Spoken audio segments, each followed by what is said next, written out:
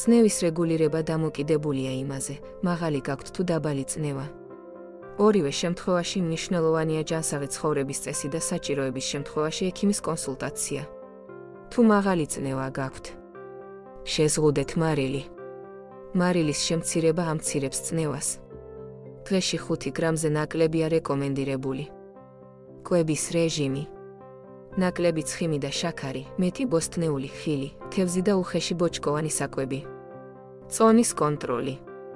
ჭარბი წონა ზრდის წნევას. ფიზიკური აქტივობა. ზომიერი ვარჯიში, მაგალითად სიარული, ცურვა, ყოველდღე 30-40 წუთით. სტრესის მართვა. მედიტაცია, იოგა ან სუნთქვითი ვარჯიშები დაგეხმარებათ. ალკოჰოლისა და სიგარეტის შემცირება. ეს ფაქტორები უარყოფითად მოქმედებს სისხლის წნევაზე. ცხლის საკმარისი მიღება.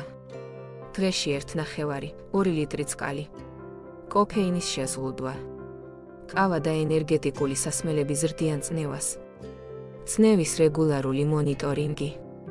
რეგულარულად გაზომეთ წნევა და საჭიროების შემთხვევაში ექიმთან გაიარეთ კონსულტაცია. თუ დაბალი წნევა გაქვთ, მეტი ცხლის მიღება. დაბალი წნევა ხშირად დეჰიდრატაციასთანაა კავშირში. მარილის ზომიერი გაზრდა. მცირე რაოდენობით მარილიანი საკვები, მაგალითად ზეთისხილი, ყველი, შეიძლება სასარგებლო იყოს. კოფეინი ზომიერად. დილას ყავა ან მწვანე ჩაი შეიძლება წნევის მომატებაში დაგეხმაროთ.